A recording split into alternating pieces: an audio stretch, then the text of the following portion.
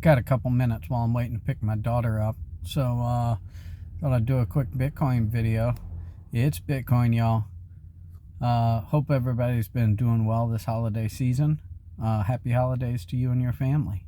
Real quick, I have not done one of these videos in a while, but I was having a discussion with someone recently and made me realize maybe I should put one out about what a UTXO is and why it is important. So the conversation specifically was talking about someone who didn't fully understand the way Bitcoin works, was trying to downplay it by saying, oh yeah, I go into a store and I try to buy something like a stick of gum and I've only got one Bitcoin. It's the smallest I've got. Can I get change for that? And they were kind of chuckling about it, but truth is that that's just not an issue. So the way Bitcoin is managed is through something called a unspent transaction output. It's abbreviated as a UTXO.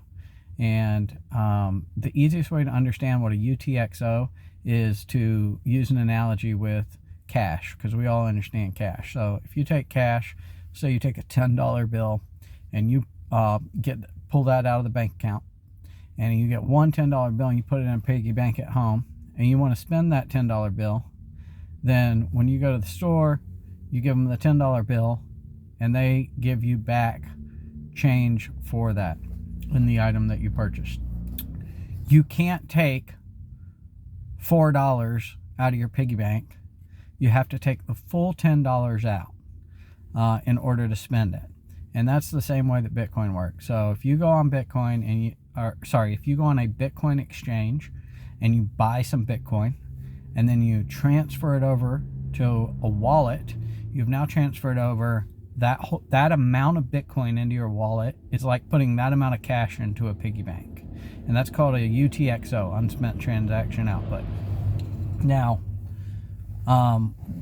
anytime you would spend that Bitcoin, two transactions would occur. One in which the Bitcoin was sent, the amount of Bitcoin that you're using was sent to another wallet, to the person that you're sending it to purchase, and then a second transaction that creates a new UTXO and sends it back into your wallet.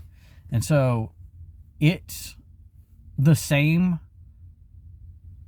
formula. It's the same, the transaction itself uses the same amount of data to occur, whether you're buying something with a half a Bitcoin, a 50 Bitcoin, 1,000 Bitcoin, right? It would be a transaction that spends the amount that you're trying to spend and a second one that sends the rest back.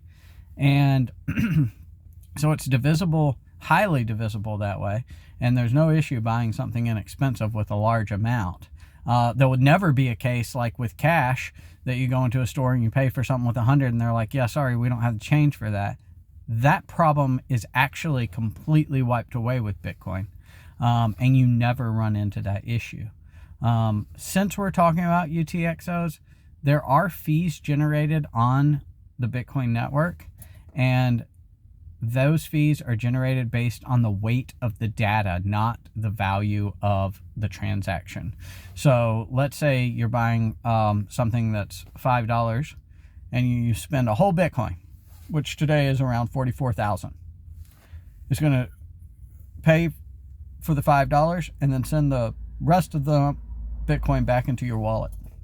Whether you use one whole Bitcoin or half a Bitcoin or a third of a Bitcoin or whatever UTXO you use that's in your wallet, it's going to be the same transaction fee because it's the same amount of data, the same weight of data. However, if you had two or three $1 worth of Bitcoin UTXOs in your account, and you had to add those together to buy the thing that you're trying to buy, then that would be more data heavy and you would actually pay a larger fee.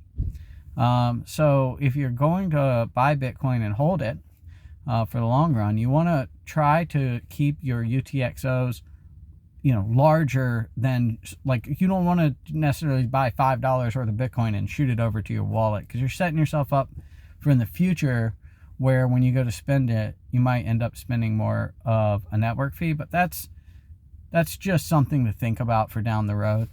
But the point of this video, I just wanted to explain why, or the mechanism by which Bitcoin is highly divisible to use as a means of exchange when purchasing goods.